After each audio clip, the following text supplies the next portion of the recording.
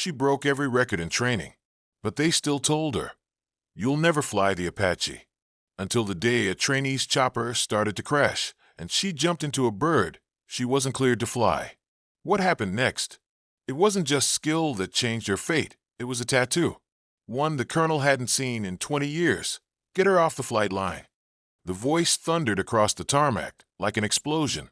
Sharp, commanding, cold. Cadet Alina Reyes froze in her boots, helmet still clutched to her chest. The sun was beating down on the airbase, but the sudden silence was colder than steel. Every head turned. Pilots, mechanics, instructors. Even the birds seemed to stop mid-flight. There she was, 5 feet 5 inches, brown-skinned, eyes like fire, standing next to the massive AH-64 Apache helicopter. A machine designed for war, destruction, precision, and apparently not for her. The same eyes that had watched her dominate the simulator, the same instructors who'd whispered, "Damn, she's good," when she wasn't in the room, now stared with something closer to disdain. Or worse, pity. She wasn't supposed to be here. Everyone knew it, except her. She'd done everything by the book. No, better than the book. Top 3 in tactical response. Top 1 in simulations. Top marks in every single academic evaluation. She had spent months proving she could handle more than just flight. She could handle war in the air. But still no Apache. Not now. Not ever. They called it a reassignment. Something about better team balance. Something about giving her room to grow. Something about a desk job coordinating drone operations. Desk. Job. She hadn't bled through the obstacle course, puked in G4 spins, or run live-fire drills at 2 a.m. in the freezing rain just to sit behind a screen and observe. She wanted the rotors, the chaos, the sky spinning in a battlefield. She wanted the Apache, but the excuses came easy for them. Too small, too emotional, too different. And they never had to say what they really meant. Too female, too brown, too loud, too driven, too much. They called it preserving the culture. But she knew better. It was gatekeeping dressed in protocol, and the gate had been shut long before she'd even walked onto the flight line. And yet, here she was, helmet in hand, boots on the concrete, standing next to the very aircraft they said she'd never touch. And that's when it happened. That shout, that moment, get her off the flight line. It wasn't just about procedure. It was about putting her in her place. And for a second, Alina almost stepped back. Almost. But then she heard something else, softer, underneath the command. Gasps. Whispers. A murmur through the ranks. Someone important had seen her. Someone who hadn't looked away. She glanced sideways. A tall figure was watching her from across the lot. A uniform that hadn't been on base in weeks. Rows of medals. Command stripes. Colonel Marcus Dane. Decorated. Respected. A ghost of wars past, now mostly stationed at the Pentagon. No one expected him to be here. And yet there he was. His gaze wasn't angry. It was curious. Focused. His eyes dropped for a second to her neck, where her flight suit collar had loosened slightly in the heat. Just enough to reveal the ink. Small. Faded. But unmistakable. A tattoo. A winged dagger wrapped in climbing vines. Most people wouldn't recognize it. But Dane did, because 2 decades ago, in a mission buried under more red tape than memory, he flew with the only woman to survive a downed Apache in enemy territory. A woman who crawled 3 miles with shrapnel in her leg and 2 radios on her back. A woman who disappeared from records and from life shortly after giving birth. Reyes. Of course. It all made sense now. The fire, the stubbornness, the refusal to back down. Alina didn't even know he was watching. She was still gripping the helmet, chest rising and falling like she might explode. Colonel Dane stepped forward. Everyone went quiet. He walked straight to her. No smile, no bark, just one question. Where'd you get that ink? Alina blinked, confused.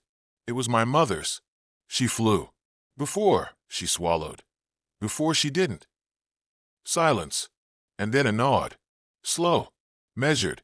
She was the best damn pilot I ever saw. He turned to the others. scanning the officers who doubted her, shuffled her into corners, cut her wings before they'd ever lifted off. And then came the words that changed everything. If this one's not flying an Apache by Monday, then you better have a better pilot standing next to her. And I doubt you will. Alina Reyes had wanted to fly Apaches since she was 12. Not passenger planes. Not drones behind a monitor. No, combat helicopters. Machines with teeth. Aircraft that dipped and twisted like hawks in a dogfight, then roared fire from above like dragons. It wasn't just the power. It was the precision and chaos. She remembered watching grainy videos online of female Apache pilots flying low over Afghan ridgelines. Each one looked like a myth wrapped in Kevlar. Rare, outnumbered, undeniably fierce. From that day on, Alina was hooked. While other girls hung up posters of singers or athletes, her wall had a framed diagram of the AH-64 Apache, every part labeled, every system memorized. She wasn't just dreaming about it. She was preparing. Through high school and into the academy, she was first in, last out, top in math, mechanics, tactical decision-making. She could strip an engine faster than most instructors. She ran combat sims long after the lights went out, flying solo missions under night vision just to shave seconds off her timing. While others were out partying or crashing in dorm rooms, Alina was mapping terrain with red light flashlights and whispering engine diagnostics in her sleep. She wasn't trying to be the best girl in her class. She was trying to be the best. Period. And she was. By graduation, her flight scores put her in the top percentile. Her instructors called her textbook perfect. Her peers called her obsessed. But none of it mattered, because when it came time to assign aircraft, they passed her over. No Apache, no scout role, no combat designation, just a cold slip of paper. A quiet little meeting. You've been reassigned, the captain said, not even looking her in the eye. Something else came up. Alina blinked. Is it medevac? Not quite. You'll be coordinating drone flights. HQ level. Her heart sank. She opened her mouth to protest, but the captain cut her off. Look, he said with a shrug. You're lucky to be flying anything. Be grateful. Grateful. The word echoed in her head like an insult. She didn't bleed for this. Didn't break herself down and rebuild every inch of her mind and body just to sit behind a screen in some dark room watching a joystick feed from Qatar. She wasn't built for grateful. She was built for rotor blades and thunder. Still, she took the assignment. What choice did she have? Weeks passed. She showed up. She smiled through gritted teeth. But every time she heard the growl of an Apache lifting off the tarmac, something twisted inside her. A sharp knot of rage and silence. She was suffocating. And then it happened. It was supposed to be a standard training week. Simulated combat response. Fuel management. Mid-air evac drills. Alina wasn't scheduled to fly. Just observe. She was outside the hangar when the alert blared, a fuel leak in the air. 2 trainees were up in Apaches. One of them was stalling. Altitude dropping. Smoke pouring from the tail. Panic rippled across the base. Someone called for an emergency crew, but the response was slow. Confused. Too many voices. Too much hesitation. Alina didn't hesitate. She bolted down the tarmac, hard hammering, eyes locked on the reserve Apache parked near the bay. Unauthorized, unscheduled, untouched, but still ready. She climbed up like she'd done it 100 times. Because she had. The systems came alive under her fingers. Her brain kicked into overdrive. A mechanic sprinted toward her, waving his arms. You can't fly that. You don't have clearance. She looked down at him, eyes burning. Either get in or move. He froze. Alina hit the throttle.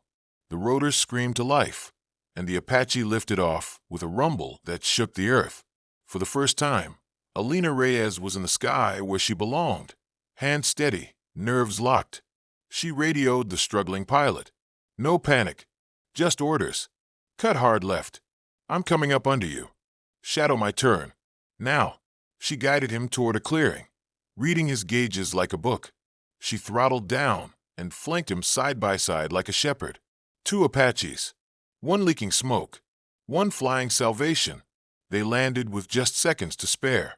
No injuries. No damage. Just stunned silence from the ground crew.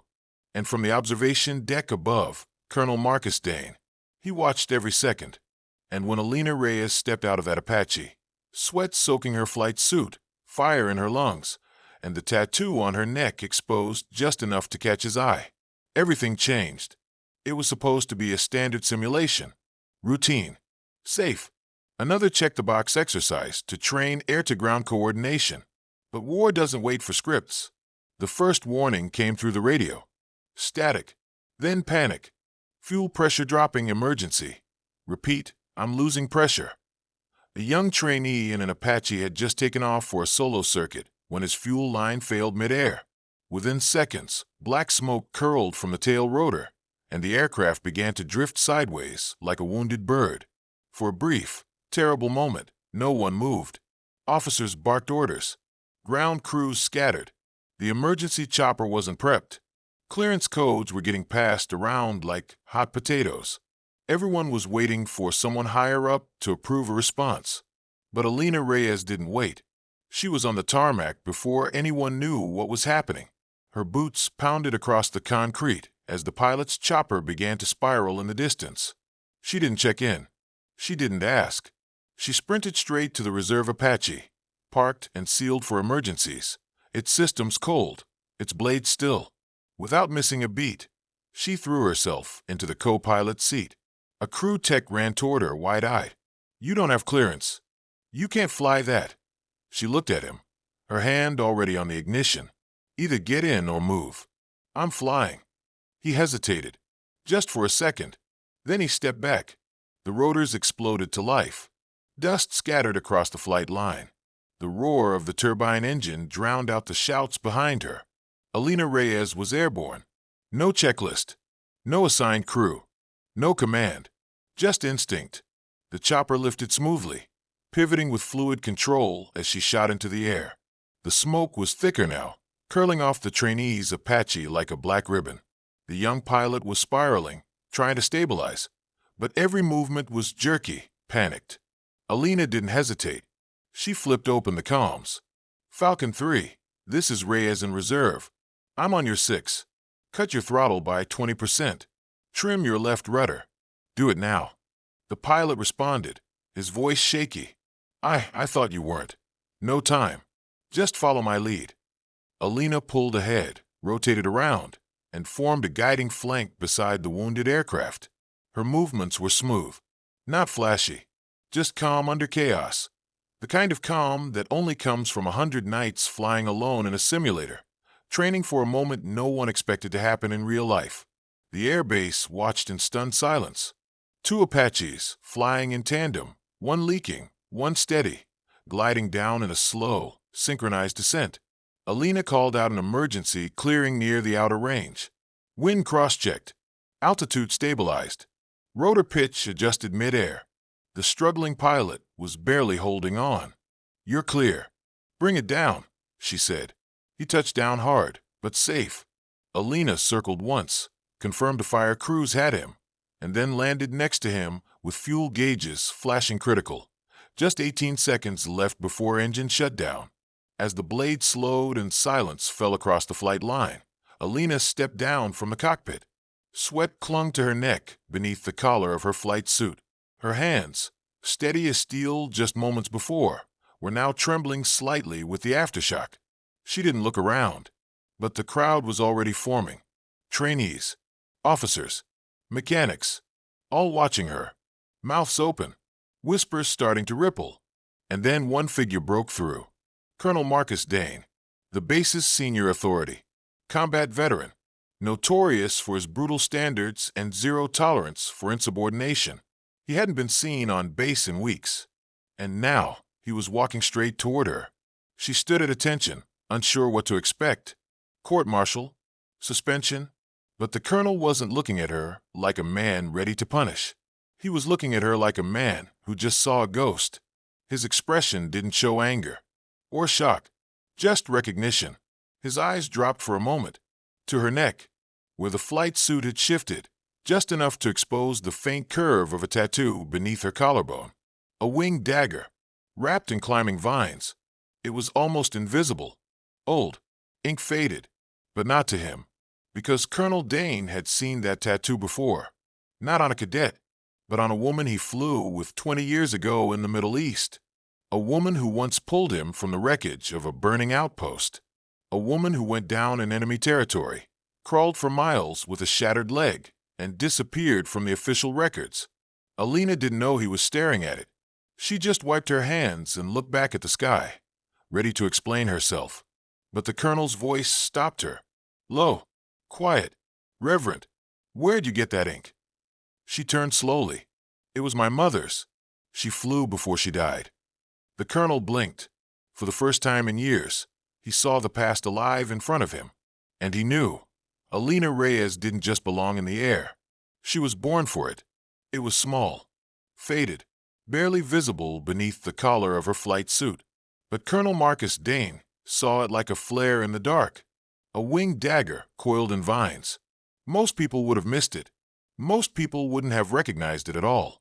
But he did, because 20 years earlier, that same symbol was inked onto the shoulder of a woman who flew beside him through black ops skies and smoke-thick missions that never made the news.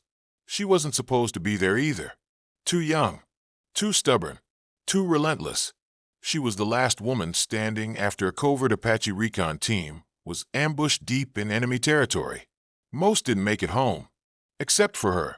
She didn't just survive. She flew an Apache with half a rotor, low on fuel, through a mountain pass with enemy fire lighting up the night. He'd never forgotten her. They called her Reyes, too. Now, staring at Alina, sweat-streaked, eyes sharp, chest still rising from the adrenaline of saving a trainee and landing with seconds to spare, Dane wasn't just seeing a cadet. He was seeing a ghost. A legacy. He walked toward her slowly. Every eye on base tracked him. Conversation stopped. No one dared speak. Alina turned when she noticed the silence shift.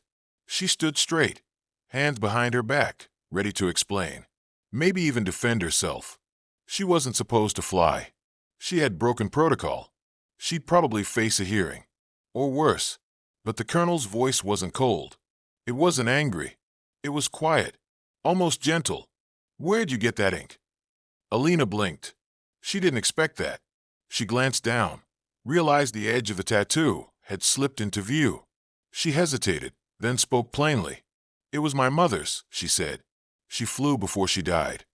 The words hung in the air like a secret that finally had permission to exist. The colonel nodded once. Not the kind of nod that ends a conversation. The kind that starts a new chapter. He looked at her like he was seeing all the missing pieces fall into place.